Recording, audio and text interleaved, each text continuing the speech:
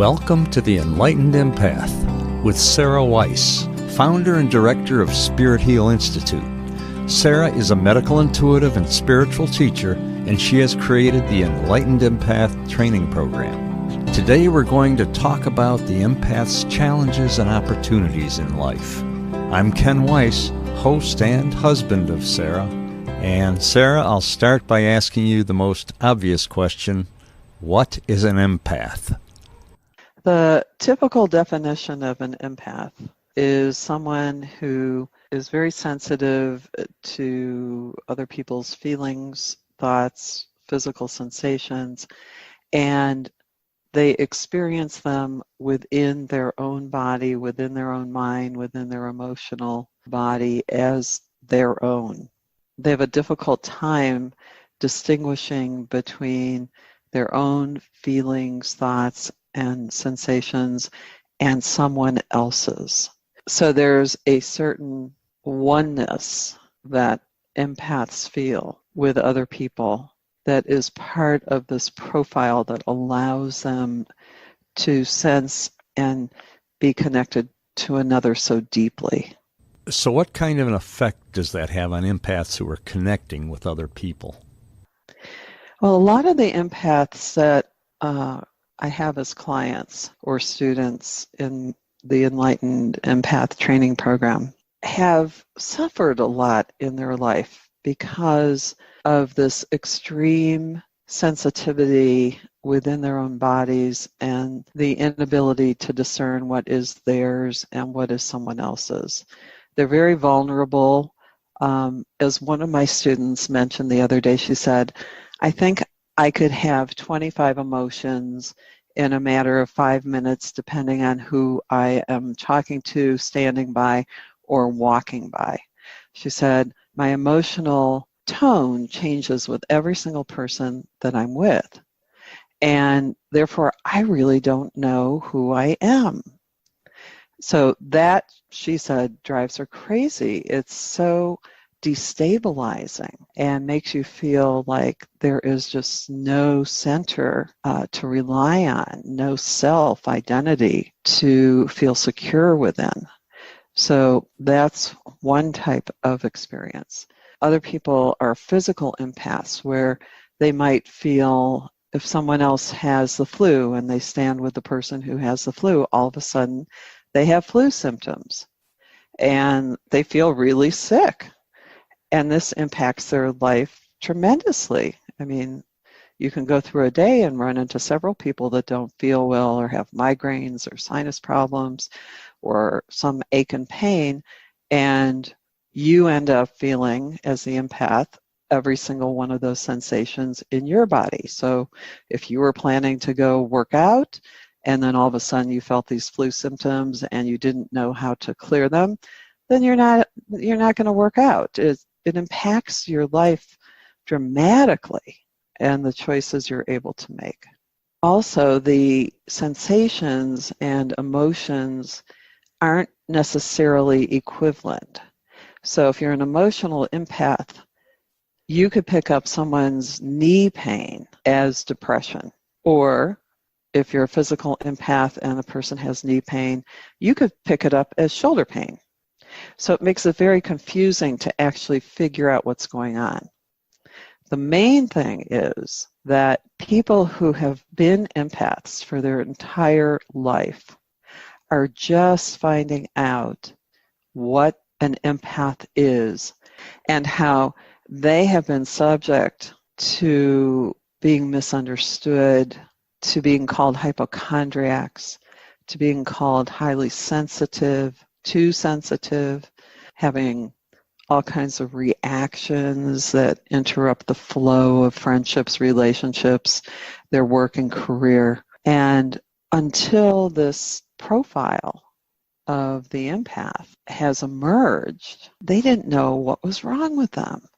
They knew that something was really off inside, that they couldn't find the stability within, that they were too susceptible, or they felt like that there was something wrong with them because they were just always getting sick or feeling depressed or anxious or hurting and couldn't maintain a consistent approach to life. So thankfully, this has come to light in the last several years, and empaths are finally starting to understand that they have a unique nervous system that is different than most of the people around them, and that it's a physiologically based nervous system issue that causes them to have this hypersensitivity.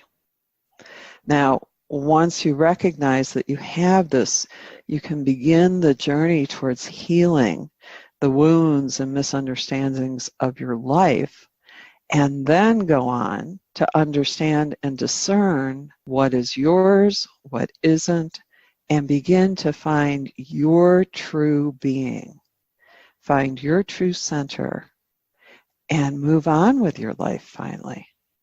Are empaths born empaths? That's what the research is showing now. Dr. Judith Orloff has cited research in her book, The Empath Survival Guide, that they estimate that between 12 and 17% of the population is born with this type of nervous system. And you can have someone who becomes an empath for safety reasons in their life, such as someone who is highly abused, and it helps them stay alive to be able to tune into the emotional state of the abuser so they can protect themselves. But that is a different type of empathic response from the type we're talking about, where the people are born with this nervous system. You mentioned before that there was an emotional empath and a physical empath.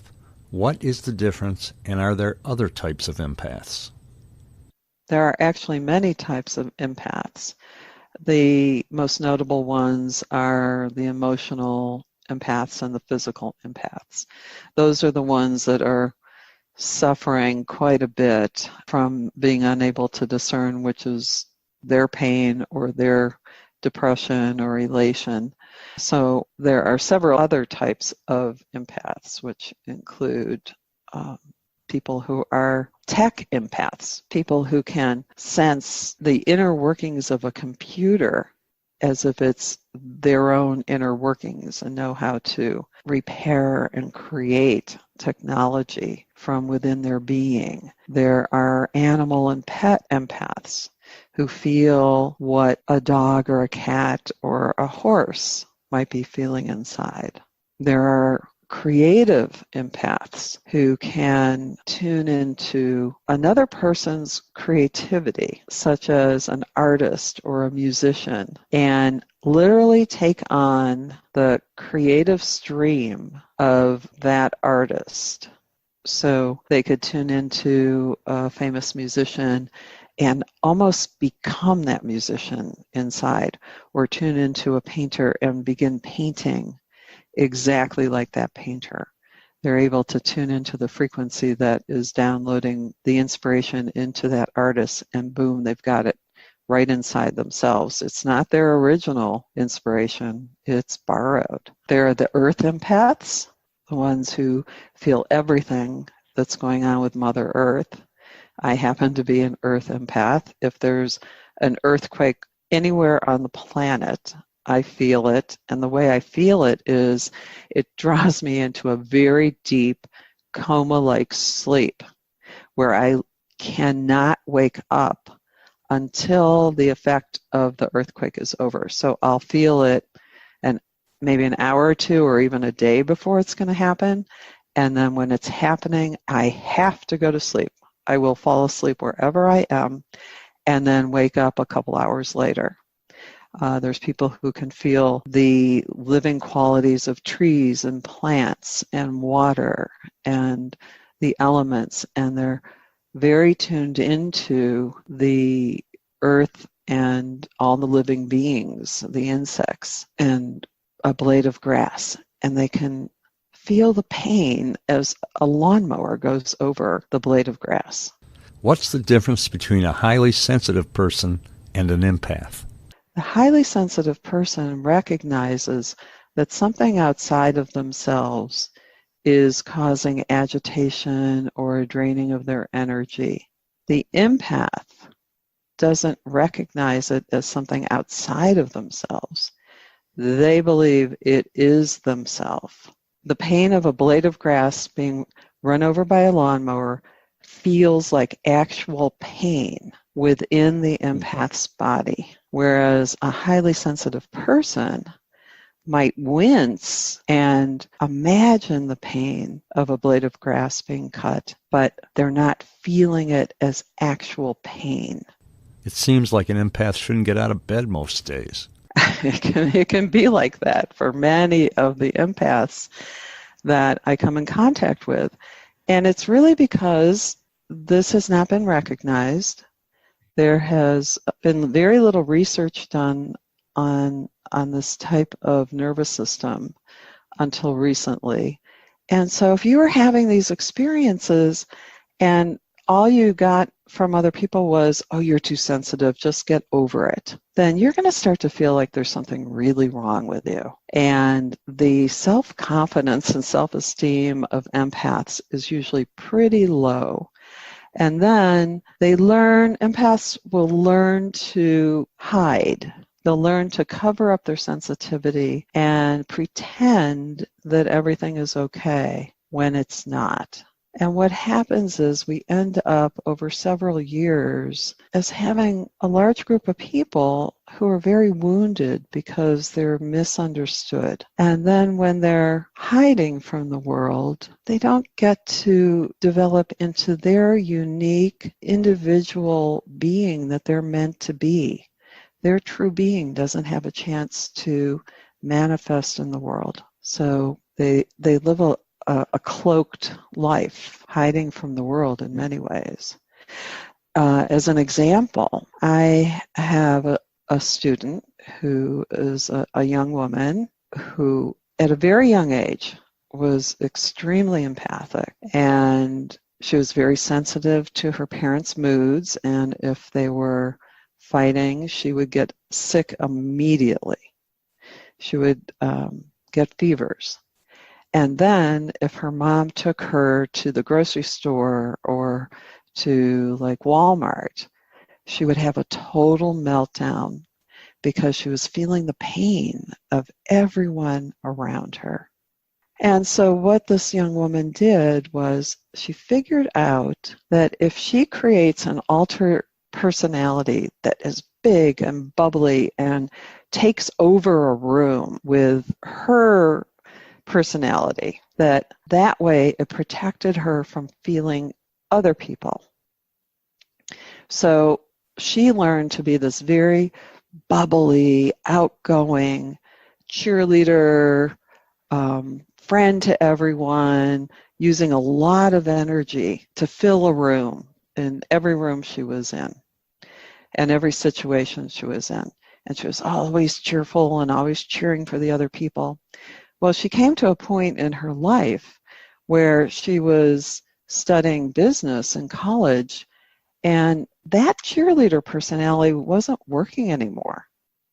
It wasn't adult and mature enough to be the businesswoman that she needed to be. And it was at this point where she got confronted with what she created, and it was also at this time that the information came to her that she was an empath. And with the colliding of these two worlds, and thank goodness they came together in a way where she had support and understanding, she was able to go through a transition, learn how to manage her empathic sensitivities, and develop more of a true personality for herself that wasn't so big and flamboyant and that worked better for her in the business world. So it gets pretty complicated. I'm here with Sara Weiss, Director of SpiritHeal Institute and the Enlightened Empath Training Program. Sara, I suppose another reaction could be anxiety or depression or anger. Yes, you'll find a lot of empaths have a lot of buried anger, and that anger can also turn into depression and anxiety. They have a lot of anger from being misunderstood from a very young age. It's a feeling of not being seen and known for who you are and being pressured to be something you're not and to handle and navigate a world that is so disturbing to you that it's a struggle every day. And at some point, depending on your physiology and who you were born to be, this can end up being depression is masked as anger, or anxiety masking the anger. And unless you get the kind of help that can trace the symptoms back to the empathic personality, you can go round and round and round and never get to the true healing. A person who's an empath has to finally understand that they're an empath and understand why these very odd things are happening to them. Growing up, I never heard about empaths. Why all of a sudden am I hearing more and more about it? Well, I think the awareness, the consciousness of the planet and the ascension energies that are drawing us into a more spiritual connection with ourselves is bringing forth this information now. So when I was growing up, I was accused of being too sensitive. And then finally, the time came where people started writing about what an empath is, and I could recognize myself in that right away. And it was a huge relief. It's a relief to know that there's an explanation for how you feel and what's happening to you in your life. It's curious, but so for instance, if we look back, 40 years, 50 years, there was no concept of what ADHD was. And when I was growing up, the kids that had ADHD were the ones that were called the troublemakers in the class. And then 20 years goes by, and they start doing research, and they find out that ADHD is a brain nervous system issue, that it's not something that a person is doing purposefully to be bad. And then fast forward 20 more years, and Dr. Elaine Aron is doing research on highly sensitive people, and we're finding out that sensitive people can have trouble learning in schools because of the fluorescent lights or the way the heating and cooling system is affecting them, or how noises and clothing can be affecting them. And then fast forward again, and the information about empaths is coming out to the public now. So the more that brain research evolves and moves forward, it seems that we get more and more information about the uniqueness, that everyone is not the same, that every brain and nervous system is not the same, and that people are not intentionally trying to be too sensitive or bad, and that as brain research has moved along, we have come to understand and be able to discern the differences that occur as a result of these differences in our nervous system. You've said that empaths are a preview of the future. Can you explain what you mean by that? They're a preview of the future human being. Now, this is my personal belief and understanding, and why I called my training the Enlightened Empath Training. So I believe that human beings are evolving to become more telepathic, more sensitive in terms of connecting with their environment, with the cosmos, with the oneness of human beings, of the oneness of humanity. I believe we are evolving spiritually to a higher frequency, to a higher awareness. Now, you might say I'm crazy looking around at the world. It doesn't look like we're necessarily evolving to a higher awareness in our daily lives right now, but we are in the process of a transition from one paradigm of consciousness to a new paradigm of consciousness. And in that new paradigm, we are moving towards transparency, honesty, sensitivity to the subtle energies, and the oneness that connects us all. Now, empaths are a preview because they feel oneness first. If you talk to an empath, some common traits with empaths are that they love people. They love so much. They love on a higher plane than most people love. They love everyone in general.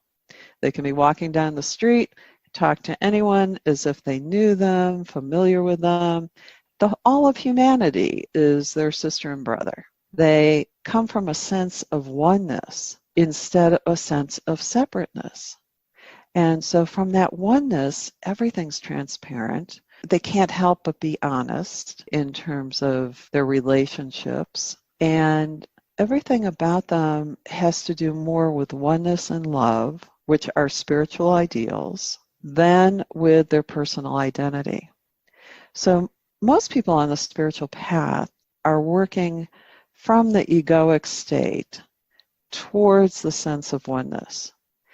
I see that empaths are working from a state of oneness and trying to figure out how to be an individual with a unique personality that feels boundaried and separate from someone else. They're working from the opposite direction than the rest of humanity is working from. So they already have the sense of oneness. They may not be skilled in that awareness, but they have it. It's built into their system. They don't have to seek oneness in the spiritual sense. It's already there. They have to uncover it, unpack it, figure out how to live within the context of what they naturally know, and then figure out how to have boundaries, how to have a unique personality, how to not pick up everyone's feelings, thoughts, and sensations, and learn how to feel what it feels like to feel separate from someone else. They have what I call the urge to merge, which is different than codependency. They have the urge to merge because they're coming from this oneness state. So I have this unique perspective about empaths that comes from my own experience. And my goal in working with empaths is to help them find their own unique, true being, to be able to function in the world without being overwhelmed, and to not lose that sense of oneness, that sense of deep, deep love that's not a personal love, it's a universal love. So I want to help empaths learn how to have a grounded, individual personality, develop their unique gifts and talents within the context of the greater consciousness of love and oneness. Listeners can learn more about your Enlightened Empath Training Program, sign up for teleclasses, retreats, or individual counseling sessions by going to your website, SpiritHealOnline.com. This has been the Enlightened Empath with Sara Weiss. Thanks, Sara.